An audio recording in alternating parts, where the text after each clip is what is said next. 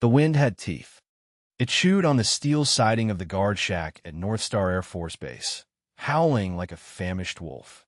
Snow driven sideways wasn't falling so much as it was attacking. It scoured the landscape into a uniform, blinding white. The world had been erased, replaced by a screaming void. For 2 days, the blizzard had owned them. Supply lines were a joke. The main road was a myth buried under 10 feet of powder. The runways were gone. North Star was an island, marooned in a frozen sea. Inside the overheated shack, Airman First Class Miller stared out through a small pane of perpetually fogging glass. He felt like a man in a submarine, watching a hostile, alien world through a single porthole. The monotony was a physical weight. The only sound beyond the wind was the crackle of the radio and the low, insectal hum of the electric heater fighting a losing war against the cold. Then he saw it.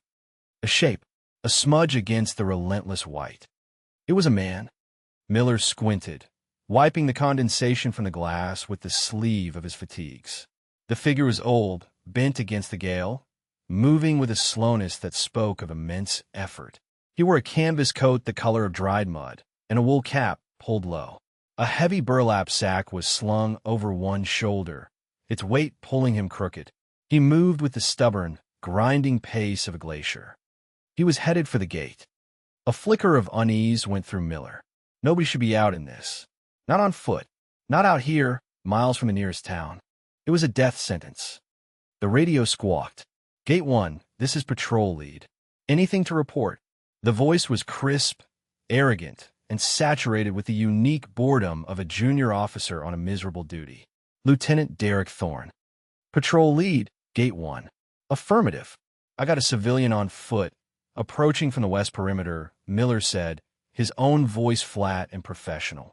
A pause, then Thorne's voice, laced with something that sounded like eager irritation. A civilian? On foot? Copy that, Gate 1. We're on our way. Do not engage. Do not open the gate. Repeat, do not open the gate. Roger, patrol lead. Standing by, Miller leaned back, the vinyl of his chair groaning in protest. He watched the old man's agonizingly slow approach. Something about the figure's persistence felt profound. He didn't seem lost. He seemed purposeful. Outside, the world was a symphony of gray and white. The snow swirled in hypnotic, violent patterns. The base's perimeter fence was a skeletal suggestion, its chain links filled with impacted snow, its barbed wire crowned with thorns of ice. The old man reached the demarcation line, painted on the asphalt, now just a faint yellow ghost under a thin layer of wind-swept ice. He stopped. He didn't shout. He didn't wave his arms. He simply stood there, a statue carved from patience, letting the blizzard wash over him. His head was down, conserving warmth, the sack held tight in a gnarled hand. His stillness was more commanding than any shout could have been. From the other direction, the rumbling growl of a Humvee engine fought against the wind. Its headlights cut twin cones of yellow through the swirling snow, illuminating the billion tiny daggers of ice in the air. The vehicle slid to a stop, its tires crunching on the frozen ground. Lieutenant Thorne stepped out, a monument to modern military preparedness. He was young, his face sharp and chiseled, his jaw set with the rigid confidence of someone who had never truly been tested. His tactical gear was brand new, the camouflage pattern crisp, the armor plates sitting high on his broad chest. He moved with an athlete's grace, a man entirely at home in his own physical power. 2 other airmen, similarly equipped but visibly less enthusiastic, fanned out behind him. Thorne's internal monologue was a low thrum of discontent. 2 days stuck on this frozen rock. 2 days of running pointless patrols around a base that was already sealed tighter than a drum by Mother Nature. He needed something, a report to file, an incident, anything to break the crushing tedium. And here one was, delivered by the storm itself. An old man, a sack, a potential problem. It was perfect. He approached the figure, his boots making satisfyingly authoritative sounds on the ice. The old man did not look up. He remained perfectly still, as if the lieutenant and his heavily armed entourage were just another feature of the storm. This irritated Thorn immediately. He liked to be acknowledged. He thrived on the shift in posture, the flicker of apprehension that his presence usually inspired. "You're a long way from home, old-timer," Thorn said, his voice loud and sharp, designed to cut through the wind. It was a statement, not a question, a declaration of authority. The old man slowly raised his head. The face that looked back was a roadmap of long years. Deep lines were carved around his eyes and mouth. His skin was like tanned leather, weathered by sun and wind. But it was the eyes that gave Thorn a momentary pause. They were a pale, washed-out blue, yet they held a depth that seemed to swallow the light. There was no fear in them, no confusión, just a placid, unnerving calm. "I have a delivery," the old man said. His voice was gravelly, a low rumble that was almost lost in the wind, but it carried a strange resonance. Thorn felt a smirk touch his lips. This was even better than he'd hoped. A crazy old coot. "A delivery? Is that what you're calling it?" Thorn gestured with a gloved hand toward the sack. "What's in the bag?" "Reindeer food." His two airmen shuffled their feet, their breath pluming in the cold. But they didn't laugh. The joke felt flat and cruel in the biting air. The old man didn't react to the jibe. He simply watched the lieutenant with those deep, still eyes. "It's for the infirmary." This simple statement, delivered without a hint of defensiveness, stoked the fire of Thorn's irritation. He was used to civilians being flustered, apologetic, or scared when confronted by armed military personnel at a secure gate. This man's quiet dignity felt like a form of defiance. It was as if he didn't recognize Thorn's authority, as if Thorn himself were the one who was out of place. "The infirmary," Thorn repeated, drawing the words out with mocking disbelief. "Right. I'm sure they're waiting with bated breath for a delivery from some frozen vagrant. This is a restricted military installation. You can't just walk up here." The old man's gaze did not waver. "The road is closed. The power is out." This was the only way. Each word was a simple fact, presented without emotion. This factual, unyielding calm was like sandpaper on Thorn's ego. He needed to establish dominance. He needed to see this old man flinch. "I need to see some identification," Thorn demanded, his tone hardening. "And I need to see what's in that sack. Now." The old man shifted his weight slightly. "My name is Jedediah Vance. I don't carry papers. No papers." Thorn let out a short, sharp laugh that was instantly snatched away by the wind. "How convenient. And the sack. It's medical supplies. And a battery." "Medical supplies?" Thorn scoffed. "You expect me to believe that? For all I know, that bag is full of explosives. You're an unauthorized civilian attempting to access a secure facility under emergency conditions with an unidentified package. You are, at this moment, a potential threat." He was enjoying this. The words felt good, powerful. He was following procedure. He was in control. Inside the shack, Airman Miller watched the exchange with a growing sense of dread. The name, Vance, Jedediah Vance. It rang a bell, a faint chime from the deepest recesses of his memory. There was a plaque in the base's small historical museum, a dusty corner of the library no one ever visited. A list of names. Men who had served here when North Star was just a classified strip of dirt in the middle of nowhere. He was sure that name was on it. He saw the way the old man stood, not slumped with age, but rooted, planted, as if he were part of the very ground the base was built on. He saw the utter lack of fear in the face of Thorn's blustering aggression. This wasn't a lost old man. This was something else. Thorn took another step forward, closing the distance until he was looming over the smaller figure. The physical intimidation tactic. Textbook stuff. "I'm going to say this one more time, old man. Open the bag, or my men, and I will open it for you. And you won't like how we do it." Jedediah Vance looked from Thorn's face to the faces of the two younger airmen behind him.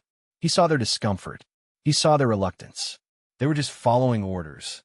He'd seen boys like them 1,000 times before in a dozen different frozen hells. He looked back at Thorn. The boy is scared, he thought, not with anger, but with a kind of weary pity. He thinks loudness is strength. "There's no need for that, Lieutenant," Jed said, his voice still impossibly calm. You just need to call your commanding officer. Tell her Jed Vance is here." The use of his first name, the casual instruction to a superior officer, was the final spark on the tinder of Thorne's pride. It was an unbelievable breach of protocol, a direct challenge to his authority. "You think you can give me orders?" Thorne hissed, his face inches from the old man's. He could smell the cold, clean scent of the outdoors on him, mixed with something faint and metallic like old tools. "You think you can just drop a name and I'll snap to attention? Who the hell do you think you are? Some kind of retired general?" He punctuated the question with a sharp, derisive laugh. "What was your unit, Pops? The geriatric brigade? What was your call sign?" "Old Bones." The word hung in the air.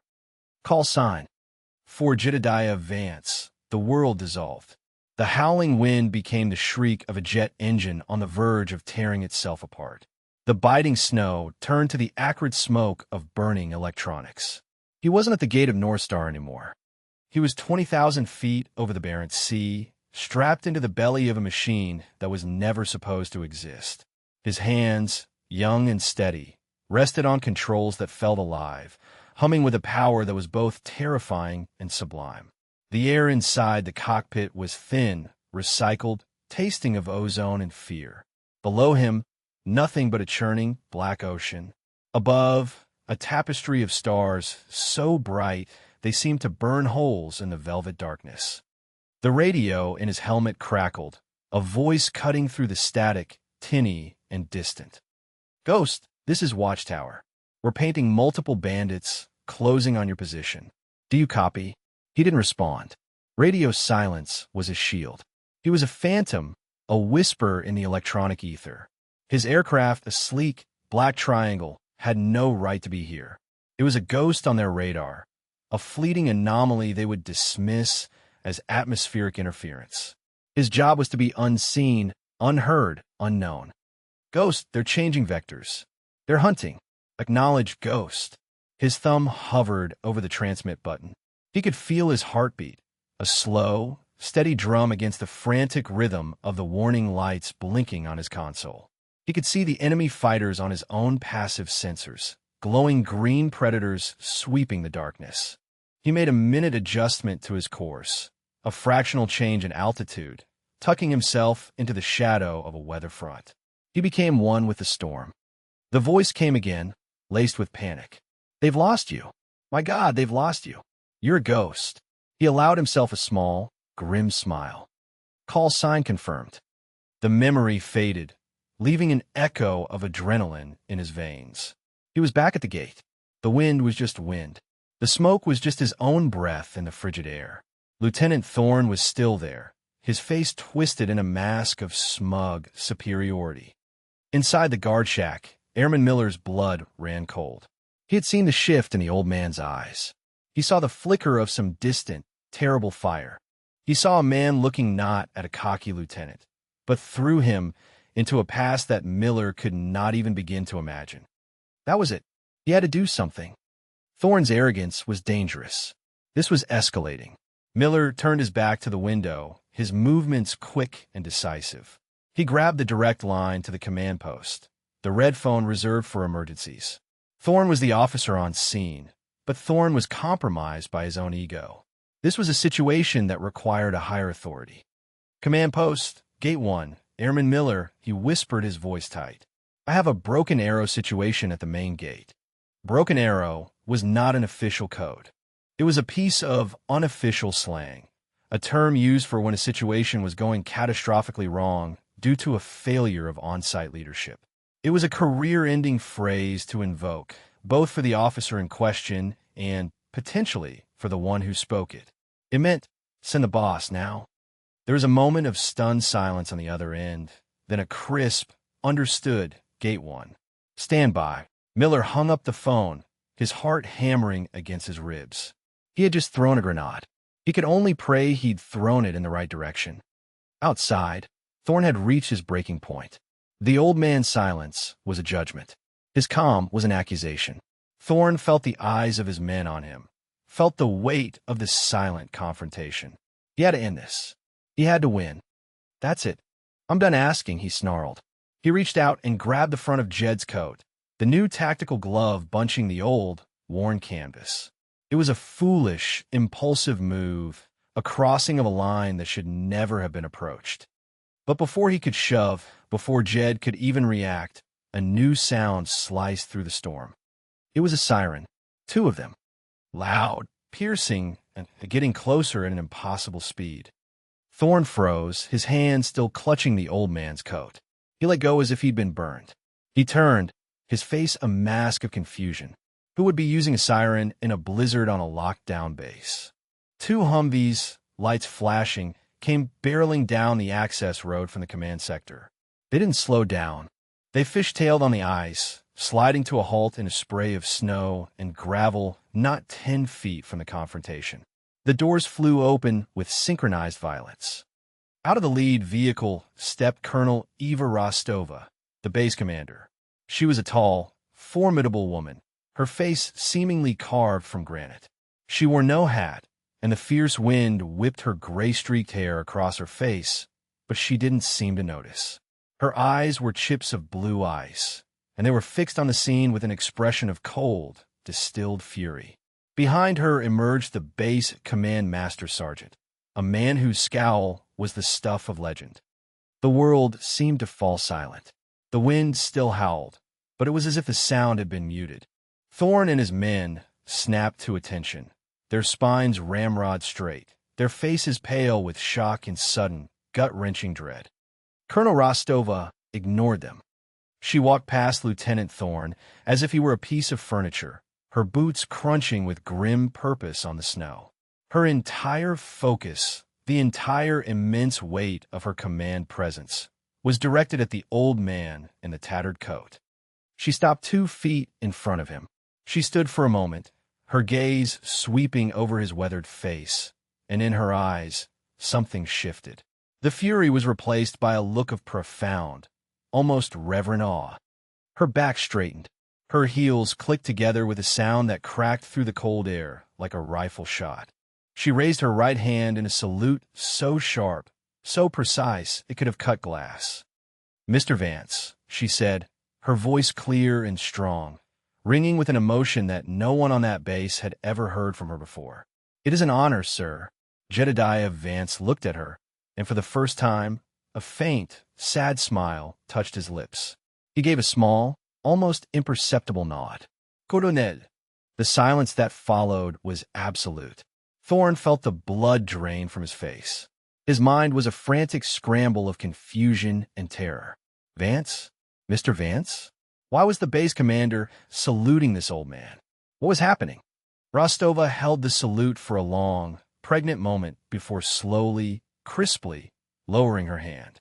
She then turned, and the fury returned to her face, magnified tenfold. She pinned Lieutenant Thorn with a stare that felt like a physical blow. "Lieutenant," she began, her voice deceptively soft, a predator's whisper before the strike. "Give me one reason why I shouldn't have you stripped of your commission and thrown out of my Air Force before the sun sets today. If the sun ever decides to shine on this godforsaken place again." Thorn opened his mouth, but no words came out. A dry, croaking sound was all he could manage. His brain had ceased to function. "I will take your silence as an admission that no such reason exists," Rostova continued, her voice rising in volume and intensity. "Do you have any idea who this is? Do you read the history of the service you claim to represent?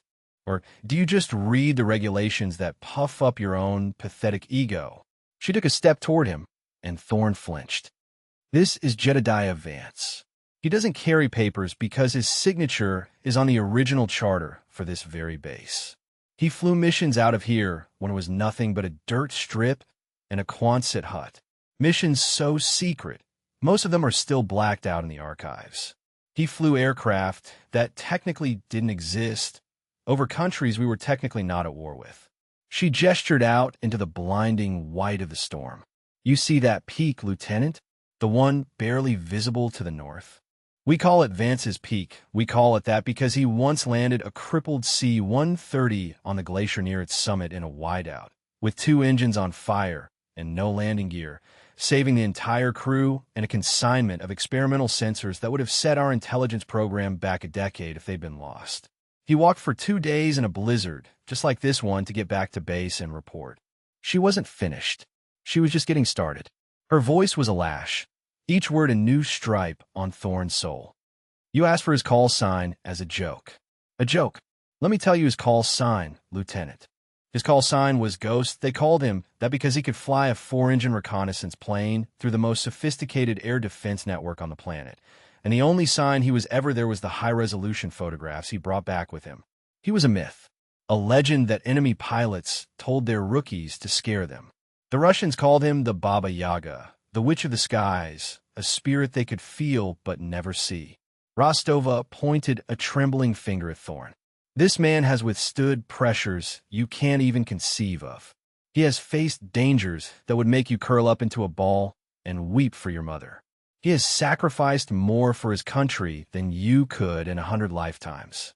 And you put your hands on him. You threatened him. You stood on the very ground he consecrated with his courage, and you treated him with contempt.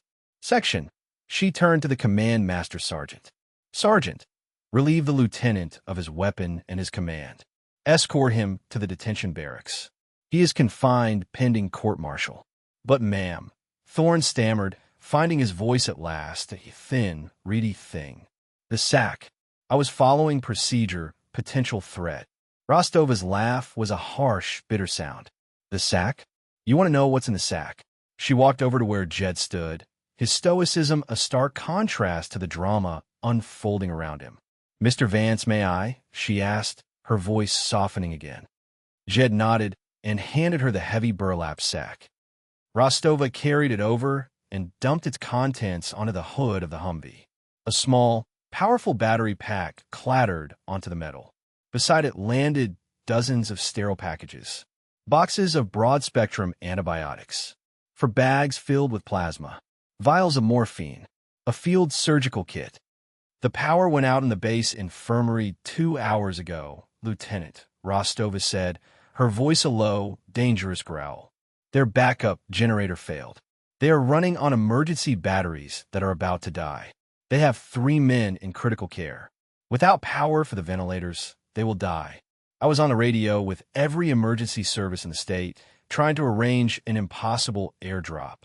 And then I get a call from a very brave airman in that shack. She nodded toward Miller, who watched wide-eyed from the window, telling me that you were busy harassing the one man on this entire godforsaken mountain who had the foresight and the ability to help. She looked at Jed. You heard it on your scanner, didn't you, sir? I monitor the emergency frequencies, Jed confirmed quietly. Figured you might be in a tight spot. The pharmacist in town owes me a favor. Rostova shook her head in disbelief and admiration. She turned back to Thorne one last time. Her face was a void. All the anger was gone, replaced by a cold, bottomless disappointment. You are a disgrace, Lieutenant Thorne. To the uniform, to this base, and to the memory of every hero like Mr. Vance who came before you. Get him out of my sight. The master sergeant, his expression grim, stepped forward, unclipped Thorne's sidearm from his belt, and took him firmly by the arm. Thorne didn't resist. He was a hollow shell, his arrogance and pride stripped away, leaving only a trembling, shame-faced boy. He was marched to the second Humvee and bundled inside. His 2 airmen stood frozen, their faces a mixture of terror and relief. The Humvee carrying Thorne drove away, its siren silent now, its departure seeming to suck all the energy from the air. A heavy silence descended, broken only by the wind. Colonel Rostova turned back to Jedediah Vance. She looked at the supplies on the hood, then at the old man's face. Sir, I don't know what to say. I'm so sorry. Jed looked toward the disappearing vehicle. He's just a boy, Colonel, he said, his voice soft. Fear makes boys stupid. He was afraid of looking weak in front of his men, so he acted strong. It's an old story. His words were not an excuse, but an explanation, a diagnosis delivered without malice. It was perhaps the most damning indictment of all. He showed pity, not anger. Let me get these supplies to the infirmary, sir, Rostova said, her aide already gathering the precious cargo. And please, let me give you an escort to the officers' quarters. You can have my rooms. It's the least I can do. Jed shook his head, pulling his worn cap down a little further. "No, thank you, ma'am. The infirmary isn't far. The walk will do me good." Stretched the old legs. He shouldered his now empty sack, gave the colonel another small nod, and turned. He began his slow, deliberate walk toward the heart of the base, a solitary figure once more, plodding through the snow as if the storm were nothing more than a minor inconvenience. The remaining airmen, the colonel, the master sergeant, they all watched him go. They didn't speak. They just watched, and as he walked, a path seemed to clear for him. The wind itself seemed to lessen its fury in his presence. The soldiers and airmen who had come out of nearby buildings to see what the commotion was about saw the scene. The colonel at attention, the old man walking away, and they understood. They parted, creating a silent corridor of respect. The silence he left behind was louder than any siren. In the weeks that followed, the story of Jedediah Ghost, Vance, and Lieutenant Thorne became a quiet legend at North Star Air Force Base, and then beyond. Lieutenant Derek Thorne was not court-martialed. Jedediah Vance, hearing of the possibility, made a quiet call to Colonel Rostova and asked for leniency. Instead, Thorne was demoted to second lieutenant and transferred. His new post was Thule Air Base in Greenland. His primary duty was overseeing the inventory of emergency sanitation supplies. His career in the Air Force was effectively over. He would serve out his time in the cold and the dark, a living cautionary tale. Airman First Class Miller received the Airman's Medal, not for heroism in combat, but for moral courage. Colonel Rostova pinned it on him herself in a base-wide ceremony. She made it clear that his actions, recognizing injustice and having the courage to bypass a compromised chain of command, were as vital to the service as any act of valor on the battlefield. The Air Force implemented a new training module for all its security forces, rolled out service-wide. It was called the Ghost Protocol. It was a simple lesson, rooted in a complex story. It taught young airmen and new officers to look past the surface, to understand the history of their service, and to afford dignity and respect to all, especially the quiet, unassuming old men who might just be the giants on whose shoulders they stood. And Jedediah Vance? He went back to his small, isolated cabin on the other side of the mountain. He went back to his quiet life of chopping wood, fixing his old truck, and listening to the sky on his ham radio. Occasionally, a sleek, gray fighter jet from the base would alter its flight path, dipping its wings in a silent, respectful salute as it passed over his property. He would sometimes look up from his porch, shielding his eyes against the sun, and watch them until they were just a speck in the vast blue emptiness. He never waved. He never acknowledged them. He would just watch, his pale blue eyes seeing not a modern marvel of engineering, but the ghosts of the machines he once flew, the echoes of the boys he once was. The greatest storms are weathered not by force, but by the quiet stillness that waits for the wind to die.